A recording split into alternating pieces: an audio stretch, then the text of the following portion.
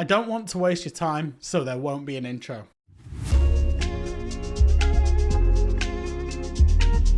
One of the rounds that I loved from BDS is this top floor attack onto bank. Now, the reality of it is whenever you attack bank, you kind of get a choice of, do you go for a top square side take over here and you try and take top square and then look to work into CEO, or do you take lobby and walk up lobby stairs and maybe south stairs and then try and force in through the west side? Either way, you will usually have somebody on the windows. You might even then do and convert into all at once, so kind of like a split push all at once, where you're doing a bit of lobby, a bit of south, a bit of square, and a bit of window repel. And it's just about assessing what you see inside of sight at any given opportunity. Now, the current state of play in this round is Users is playing out there on the Canto repel, and you can see that he's playing that cat and mouse game of breaching and maybe keeper barriers going off from JV, depending on his lines of sight, over to them, or they could be. Leaky Facts outside ATM's door. Brede and Solotov are currently on the repels, as you can see here, protected by a plethora of claymores. And again, this is probably just a note, and this is what I do, but many people play claymores differently on this outside these windows. Now, if you place them close to the wall, if a defender makes an aggressive play and takes a run up at the window, they will jump further and they will land about here. So basically where Solotov stood, actually. That's a great marker. If your claymore is tucked to the wall, it won't get them. They will jump out over the claymore. If you put the claymore further back and they do it from like a standing start, it won't get them if you put the claymore, like, say, there. So the good rule of thumb that I use and that BDS are using here is to do it along this line, because where you see the tiles meet. See how they've got a claymore on every single set of double windows, and you put it on the back window, and it gets any jump out that the defenders do. And very often, if they jump out of the right-hand side of the window, they're not going to see the claymore. If they jump out of, say, the left-hand side window, they can look down to kill the claymore, but then you've probably killed them by the time they've done that, because then they've got to look back up. But yeah, anyway, 2 players on windows protected by claymores for jump outs. Shaiko on Flores just doing kind of Flores things. Flores is a very, very good backstab operator because of this. You can just do so much utility work on your own and then backstab. And that's basically it for the time being. Now, the reason that I love this round, and again, this is what I would say is a pretty standard CEO round. But the reason, one of my favorite reasons that I love this round is Users puts this drone here. Now, this is something that, again, you wouldn't necessarily see in ranked. So when you play in ranked, it's very often that there will be a Canto repel player in this scenario. You know, we've all played ranked at a high level. Canto is a repel. This repel here is where people go pretty often. But look at this drone from Users. It sees so much. And also, in theory, we don't actually see it inside of this, but say that the breach was like here, you can then see all the way through that breach with this drone. It's really, really good. So he sees that it's a clash that he's up against. He's red pinged it. They know that they're not probably going to walk on the clash. And he sees a keeper barrier. And if we zoom in, super zoom in, we can see that he sees a head of JV92. So what does Users do here? Well, he double checks again, make sure he's still there. And he peeks down and he gets an absolute freebie. So that's the first kill from BDS's perspective. Again, this isn't necessarily BDS being amazing on bank, but that is Users playing that situation incredibly smartly. As we go then through, BDS transpire and they decide, hey, we can't really take lobby. And again, it's about playing what you see. Because as soon as we try and get on the lobby stairs, there's going to be a clash in our face with somebody behind. It's just not feasible that we do that. So we leave Users out there on the repel and we'll convert ideally into a square-sided push. And what that relies on is Shaiko, and it will ultimately end up being Solotov as well to start making some of the plays after Shaiko's done with his drone work. So you see Solotov comes up and goes to join him. So now we've got Brede, who's on an execute-based operator of Grim. And then Shaiko and Solotov that are going to be the main push into square, with Users effectively being the backstab out there on the window repel. And that's such a strong position anyway, because the ACOG, the amount of places that he could be against non-ACOG in full epochs is just so strong.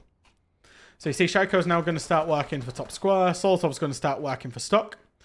Philippox, who was previously in stock, and this is why this user skill is so big, has had to transition to where JV was, and he's given up the stock position, again expecting that BDS are doing a lobby take. So stock is now free, and Solotov will check that, as Brede, on the upside down rappel, gets, I think, a nice kill, gets a bit fortuitous really, because it's not necessarily part of the plan, just sees the guy, gets the ping, he peeks out, and he will get the kill from that.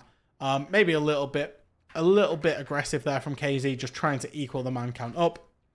And what that creates now is a 5 versus 3 scenario where there's pressure everywhere.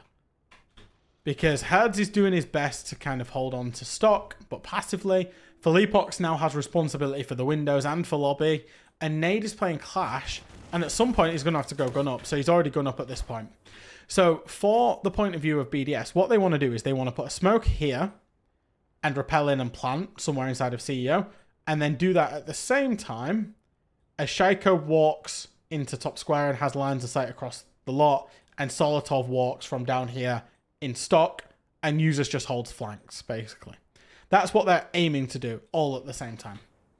And again, let's drop it into 0.5 speed, because again, it all happens pretty quickly.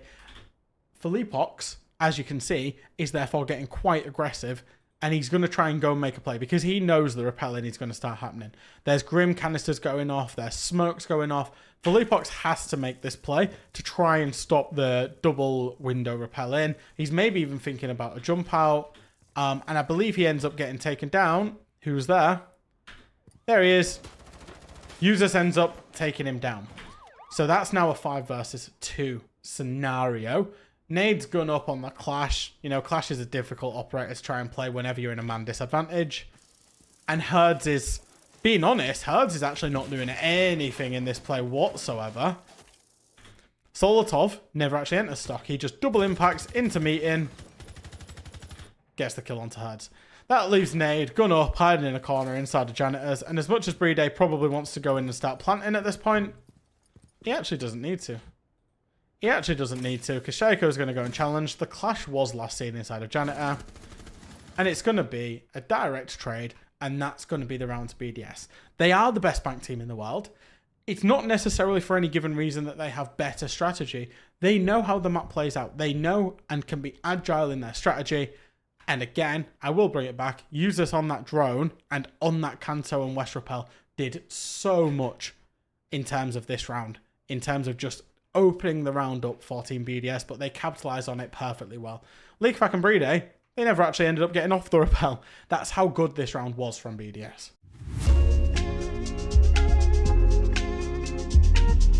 One of my favourite rounds from RazaH Company Academy was actually the round that qualified them to the main stage. And there's a little unique kind of tidbit that I'm going to kind of show you and work you through. So they're playing on Bar and Games, which is the top floor site, the middle floor site, sorry, of Chalet. Now, STK is going to be playing out on the mezzanine, and he's basically the only one on the mezzanine. You've also got Flashtree playing top floor in terms of office, and Perez over here. This is early round that they're playing. These aren't necessarily the final positions. Bassetto and Live on site. Now, as things are going on, what's going to happen is, and ultimately, I've already gone past it, the one reason that I love this round is if you look at the setup inside of site, you can see that there is a mute jammer here. Now, this mute jammer is here, and look how far back from the wall it's placed. There is a real big distance back from the wall. Why, you might ask? Well, whenever this stock wall gets breached, the ace charge is always on the bottom of the wall. You never breach the top of the wall or the middle of the wall with the ace charge. What's the reason? Because... if you want to hold stock, it's much safer to do so from this low angle on the stairs than it is a high angle from, like, if you jump in the window or this area, because you can be shot from bar, you can be shot from ultimately these holes all the way through dining. You don't want to be doing it from the top of the stairs. However, whenever you breach the bottom of the wall, obviously the distance is going to be, with the way that mute jammers work and EMPs, the mute jammer is going to get the furthest distance you can do to the bottom. Like, it goes in a sphere from the mute jammer. I don't know how to say these words properly. But if you put the mute jammer here, it will mute basically only the bottom half of the wall and not like the full wall. But you can put it further back and it will still mute this bottom bit, but despite being further back. So that when an ace comes in to come and breach it and it gets mute jammed, as you can see that Shepard's about to do now, when the EMP that follows from joystick comes in and hits here, it doesn't, as you can see, and let me see if I can time this even better. Let me see if I can just put this on 0.5 times speed.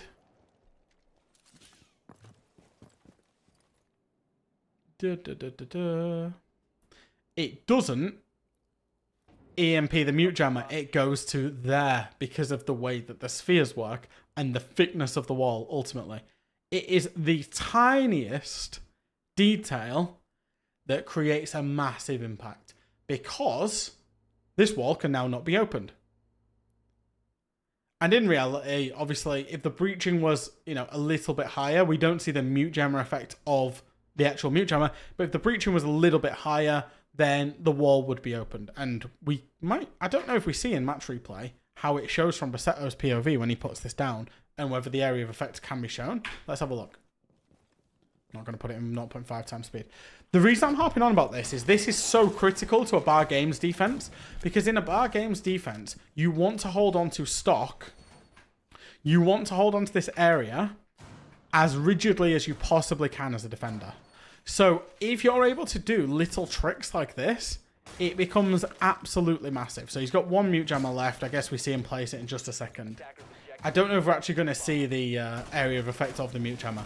But yeah, ultimately that mute jammer ended up winning the round because of their ability to stay inside of stock. Yes, we do. Oh, we don't. It's only from his POV. No, Siege, you're doing me dirty. We're going to have to try and capture it from his POV, aren't I? So can you see as it goes down? No, he turns away too quickly. But it just catches the wall and it just catches the top half of the wall. Obviously, if he put it right on the wall, it would get the full wall, but it's only the bottom half he's concerned about. So why is that important? Well, the breaching doesn't go off and VP continue to work their way through the map. They ultimately want to end up clearing the top floor. So they've worked through applying pressure in there inside of office, droning all of this. Dan's got himself into trophy. They've taken a long time to do it. We're into the last minute. Now, Flashter is playing top of the blue stairs. STK is playing on the mezzanine. Joystick, Shepard are outside library, double window. And then the last player alive is going to be Pasha, who's going to be out controlling that top blue with the floor rise. Very common position that we see. So the first kill is actually VP. They're going to try and make a play to enter. So Shepard, you can see this here. He's going to ace charge the wall that STK is playing in. As always, he's looking to push him. And Joystick is going to try and facilitate entrance into library by smoking off the hatch. Bassetto, who is now safe inside of stock because of that mute jammer, just gambles the Joystick's going to push in on the smoke and he gets the kill. Really, really nice stuff. And as it is, STK uses that as his trigger to leave. Flashter uses that as his trigger to leave. And this is really, really good from RazaH Company Academy. They are aware that VP will take an absolute age to do anything. So they get their kill. They're happy with their kill. They know they can now win this round on time. Look at how they've scarpered. 2 players inside of stock. That's now a position that's very, very safe. Live's gone down blue stairs. Flashter is in the basement. Perez is in the basement to just create movement and flank back onto Virtus Pro. They're very decisive in the way that they do it. Look at them double hitting that flank. Dan's got himself into short, and the rest of VP are now working vertically. You can see Always doing a little bit. You can see Shepard's about to potentially jump in the single window. Pasha's inside of sight as well. And ultimately, what VP are trying to do is they're trying to set up and execute. But there's 19 seconds left. This double flank has now worked. Perez is in dining, and Flashter has got himself all the way to Solarium. So what's going to happen? Well, Dan's going to get that kill onto Perez. you know, fair enough. That is absolutely fine.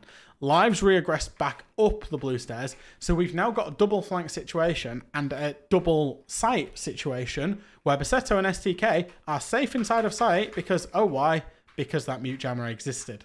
The ace charge actually got shot off afterwards by STK as well. But anyway, I digress. So, 15 seconds left. What's going to happen? Well, Dan's in short. Shepard's in the basement. He's going to have to try and force his way into site. Pasha's got some vert into bar. That's now their best bet. And Always is on the hatch. Live's retaken up. Flashry's retaken up. So again, this is really not going to go well for any of these guys. Live, he takes out Pasha. Always is on the hatch, and I don't know if he actually ends up getting the refrag or not because Live just disappears. Yep, Live just disappears.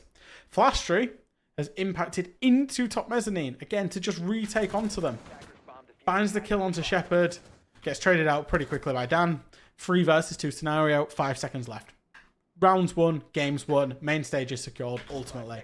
Now, Dan's got to pick up Diffuser and just try and plant bar door. They know this. Live doesn't even care that he's showing his back to Always on the hatch drop here. Finds the kill onto Dan, and then finds the kill onto Always. So overall for me, what made that round good for RazaH Company Academy was 3 things. It was the mute jammer. I absolutely love this mute jammer. I'm going to be using it in ranked. It was their coordination to know that they can allow VP to now execute in a 4v5 and back themselves to be better than VP.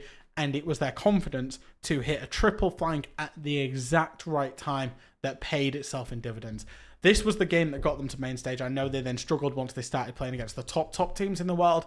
But for them, as an August roster at the 6th Invitational, making the main stage was a win in itself. Absolutely massive for them and a great round to do it on.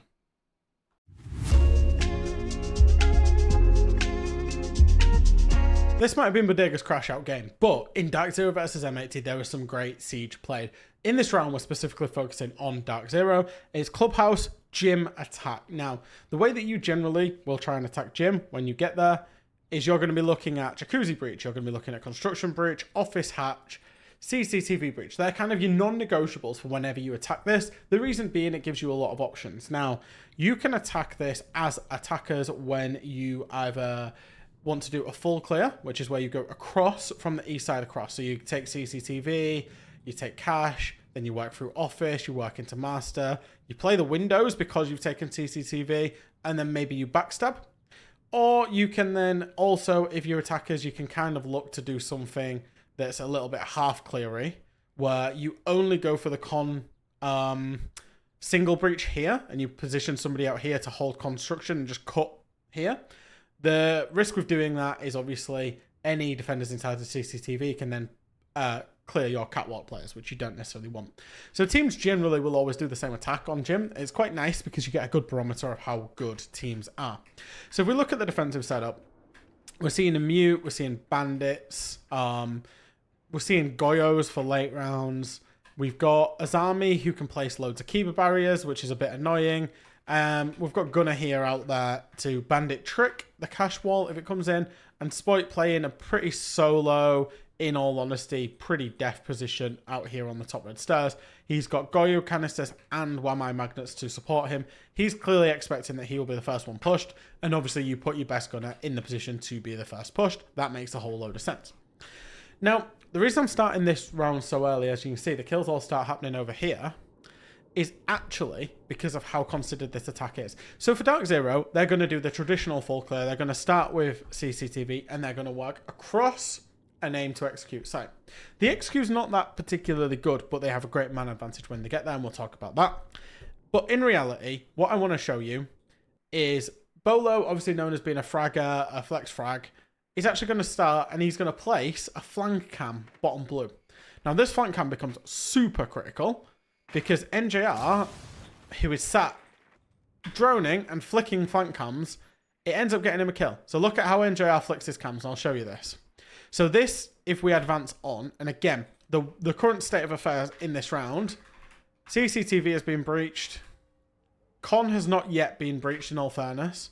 Jacuzzi has been breached, and office hatch is open. So kind of most of the critical tasks are now done. for NGR, if we advance this on a little bit, look at how he's playing this. Drone, drone. Look how quickly he cycles cams. I'm actually going to slow this down because of how quickly he cycles cams. And again, this is an important thing to note. This is like something you can take away. When you cycle cams, spam it. Because in reality, what you're seeing is 3 static images or however many. Let's say it's 2 cams that you're holding. Spam them. Bang, bang, bang, bang, bang. As fast as you can. Because in reality, it's 2 static images. And whenever you then just see any movement, that's clearly a flank. So this is slowed down. Look how fast he's cycling. Static image, static image, static image. Over and over again. That's what I wanted to show is how well he's holding these cams. In the end, he ends up then live droning, but look how he does a little bit of live droning. Still cycles. Still cycles. Still cycles. And he ends up going and droning. But look, he drones up the red stairs. He's still every couple of seconds cycling the cams. Every couple of seconds. Drone spot out here. Drone gets shot, gets straight back on the flank cams. Now, why is that important? At this moment in time, Bolo and Kobe actually just double dry peek spot. And Bolo gets the kill. Not the most, I would say, pure from the siege perspective, but they dry peek him, they get the kill, they're going in together. What's NGR doing? Well, as all of this is going on, guess who he sees? Well, he's going to see the guy that's flanking him. Sets himself up. Absolute freebie. Packer's going to go down. No appreciation that NGR's even there. To be honest, had he have known he was there, he's probably still losing that fight either way. So, DarkZero, 5 versus 3. Absolutely incredible stuff from them. They've now garnered control of all of the east side. They obviously have Pambazao playing below as well, in case anybody tries to help. Oh my god, what have I just done?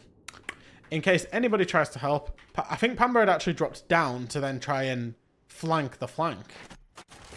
Because he got seen. So yeah, Pamba dropped to go and get him. But Pamba was previously playing below to hold the runaway of Spoit. So you can see about where he's playing. If Spoit tried to run away, Pamba actually had his runaway as well. So overall for DarkZero, they've now got this 5v3. They've got great control. They control CCTV, top red, cache, all of it. And they're now going to start working through. Because they control CCTV, because a defender physically cannot be in this position, that means that all of these window positions here in the circles are now safe. So they can now start playing there and pressure in sight. So they will absolutely go and do so. Again, the execute of this round is messy, but the setup of it is absolutely incredible to get themselves into a 5v3. And especially holding that Packer flank. Because had Packer managed to waddle back up red stairs and retake it on a timing, there was still utility for Packer to be playing behind if he took it. So it was great discipline from NJR to live drone and flank drone at the same time.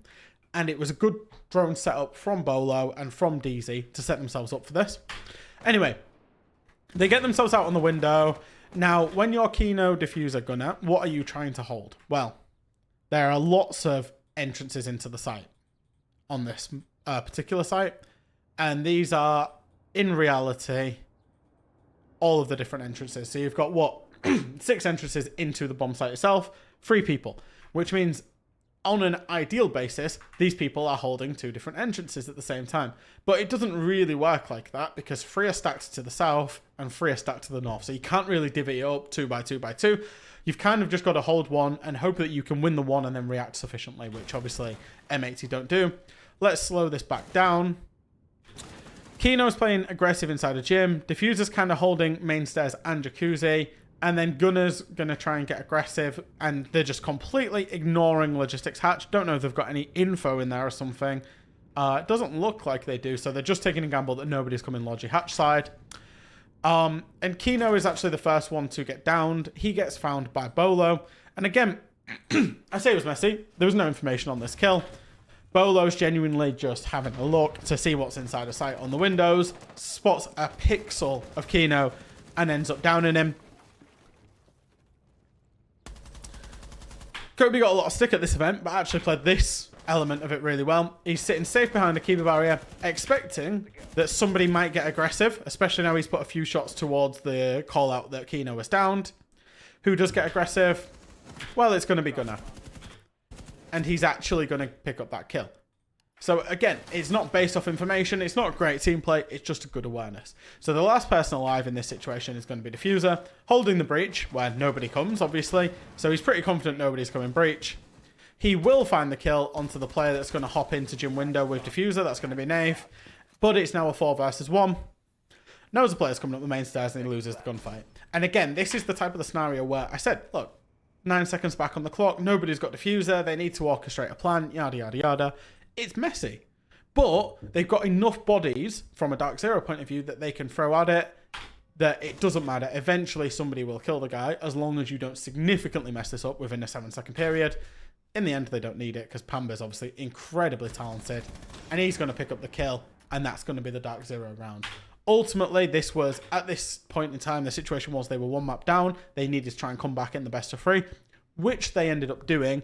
And I really, really enjoyed this round again, particularly the setup play with Pamba on the drones. Sorry, NJR on the drones. I thought that was genuinely really, again, just going to watch it again. It was genuinely really incredible drone play. Especially if we put it into full speed, you'll see how fast he's flicking these cams. This is at 0.5 speed. Let's put it back into full speed for you. And just watch this again, because I genuinely think this is the minute details that is like make or break.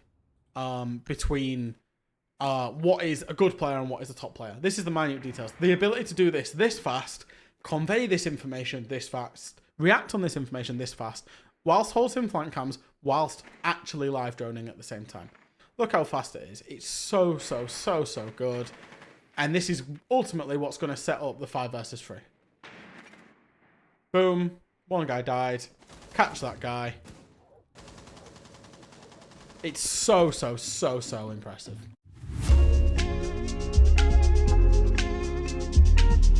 Falcons play quite a unique brand of Rainbow Six Siege in that they will very, very often have a bigger appetite for risk than a lot of other teams, which means they will play some positions that other teams would consider quite silly. They will be aggressive in scenarios that other teams wouldn't. Now, when it's a game against DarkZero, you're going to see DarkZero be slow. They're going to try and take the map. They're going to work methodically. So I'm starting the review of this round right at 40 seconds left, which is very, very late. Normally I'm starting within the first minute 30. If we look at the scenario, it's a cafe top floor defense. Dov is below. We've got Jalad, and he's sitting behind the bomb chassis, hoping he goes unchecked, and he has gone unchecked. Behind the B bomb chassis, that's a little bit irregular. You've got guards playing C1, you've got Robbie playing top white, and you've got Hasham deep freeze. So actually, the big win condition for Falcons, and this is the match that Falcons ended up sending DarkZero home in as well, is to get aggressive in the right moments. Now, I spoke about Dov. He ended up actually, at one point in time, stealing a Mozzie pass. He stole a drone through Mozzie. I don't know if we can see it anywhere. He might have already barricaded. Where is it? There it is. Stole it on the red stairs. And he ends up putting it all the way up inside of Piano. Now, there's a Valkyrie on the board. There is an IQ, so there is an element that this might get found anyway. But look at where he puts it. So he puts it up there in the Piano. I'm on the wrong side and on the wrong floor. Tucked by the Christmas tree near to the actual Piano itself. Now, I'm just going to forward all the way through to the kill because, again, it's DarkZero. They are very, very slow. They don't really do a lot. Bolo's out on the cocktail window. The Lion of NJR is on the Heaven window. Pamba's top red.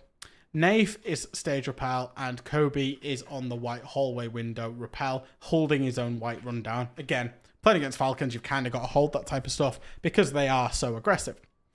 Now, if you listen carefully, what you're going to hear is you're going to hear Hasham hear that Nath's rappelling in. And I'm going to turn the volume up just so that this can be heard.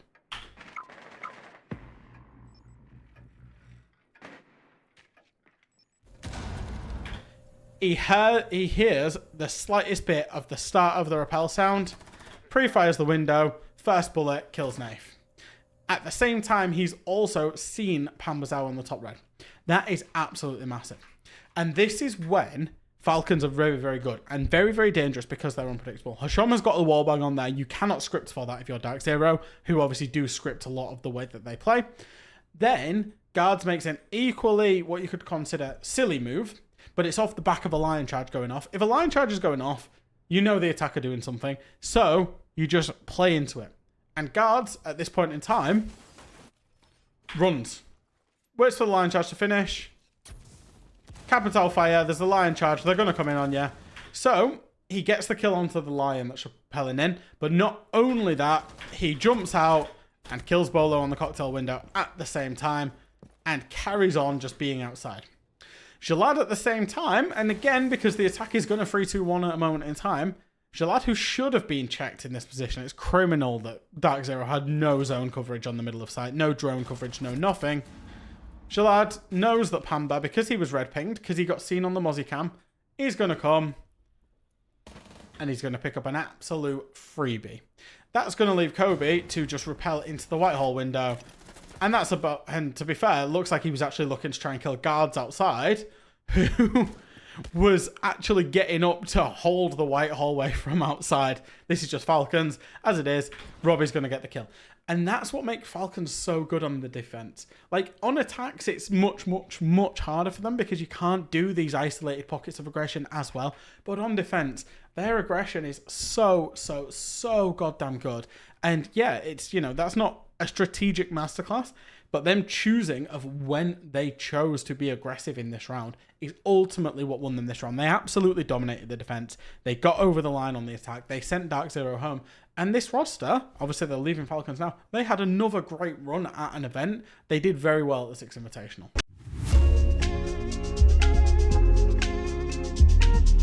When PSG Talon played up against BDS in the very final play date of group stage, they had to beat BDS and then rely on other results to go through.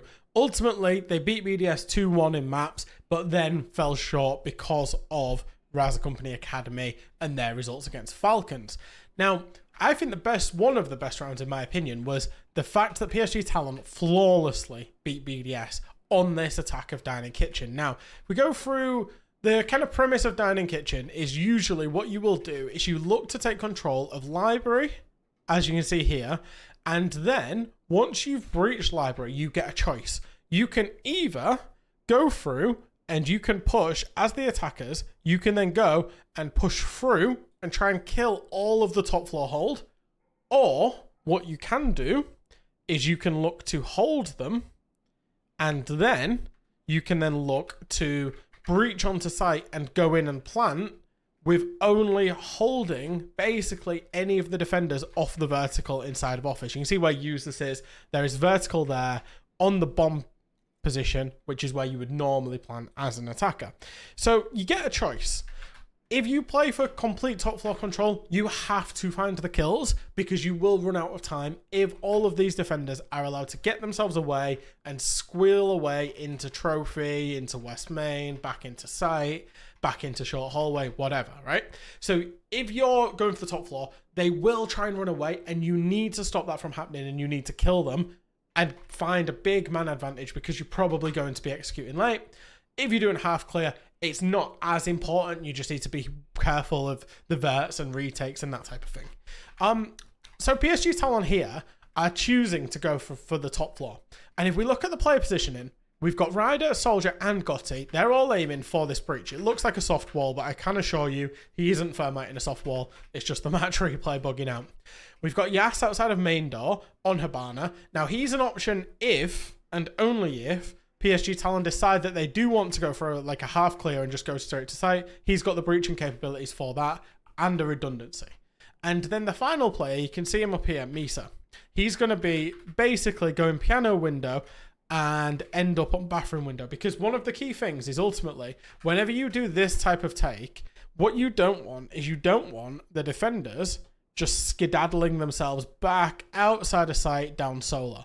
Normally, you will have a cutoff as an attacker. That cutoff can be double window, bathroom window, either of the solar windows or trophy window. There's 4 options there that you can pick. 1, 2, 3, and 4. So you can choose any single one of them. Usually, I'll be honest, it's just a little bit about kind of gambling on the right pick. Because we've got 3 here and Yas is like kind of... He's somewhat holding a drone, holding flanks, just holding lobby control so that these guys can do this. It really does rely on wherever Misa's going. Now, he will end up going bathroom window, but you could go absolutely anywhere. So, if we look at how this plays out, and what I wanted to point your attention to straight away is Yas is holding Fireplace on a drone. This is going to become crucial because he's going to see Solotov, who's lurking bottom blue. He's already been known, he's already been droned by Soldier, who live droned him when he was playing inside of bar, but they know he's bottom blue, so they're aware that this flank is going to come in at one point in time. So, let's actually play out some of this round. So, breach goes off, they're aware of users, they've seen users now, Soldier's just shot him. At this point, Solotov's starting to make his flank. Fully known on the drone, Solotov is about to get caught off because we're about to have a Blackbeard, ADS, ready for him. Lovely stuff, lovely teamwork. Yas obviously has jumped off the drone to go and cut him off in case that happened, and Yas has just taken the control. That's the only flanker.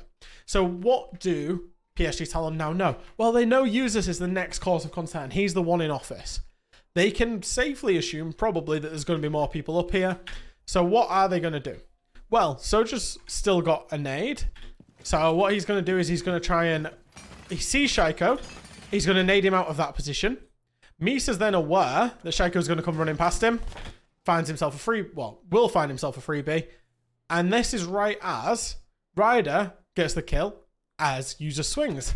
So again, just considering, yep, let's make a play onto Shaiko, but let's hold the fact that users might well swing in this position. Holds the angle, sees him, gets the kill. Misa's actually whiffed there, but does manage to pick up that kill. And then it's all on LeakyFak, who's trying to support either of these players. Being honest, isn't being active, anywhere near active enough. And again, PSG Talon are just waiting for these reactions to happen. And it'll be Gotti that finds this kill, just waiting for the reactions. Because as soon as it becomes a 5 versus 3, a 5 versus 4, like whatever, the defense has to regress back out. Because as soon as we get into kind of this situation here, if I just take it back a second, as soon as we're in this situation here, it's 5 versus 4. There's clearly an execute about to happen onto the top floor, but there's no way the defense are holding this for a minute.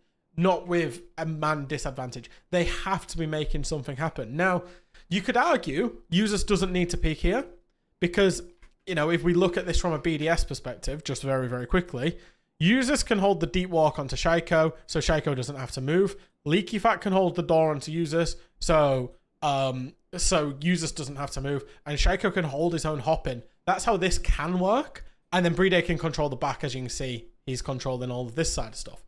So there are crossfires, and obviously BDS do mess these crossfires up. But in reality, they do also have to try and get aggressive because the reality of it is they're going to get run down. Because the Blackbeard can just run down, you know, the hop in on Shaiko can happen all at the same time, yada yada. You know, ultimately, the attackers, if you walk breach onto users, walk off his balcony as Soldier walks here, users can only hold one of those, so we'll get traded out. And then if this happens, it's a 2v1 onto Shaiko, it's a 2v1 onto users, and then LeakyFak will be left alone. So realistically, somebody has to get aggressive, so I understand why BDS did, but PSG Talon, and the reason this was a great round for them, were very, very aware that BDS were going to do that.